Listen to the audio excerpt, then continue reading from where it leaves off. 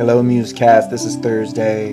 How are you doing? I have no idea what happened to my hair. Travis, thanks for saying nice things about my music.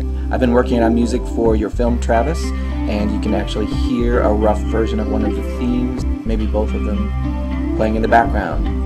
Therefore, I wish to be excused from the assignment of making a trailer for your movie. I don't know how to do that. This week I've been really busy with my day job, so I don't have a lot of time for my Musecast. I contacted the very famous studio and I can't afford them, so I need to try another way, although I did get a name of someone who has a good home studio, and I'm going to call that guy, and I'll let you know what happens with that.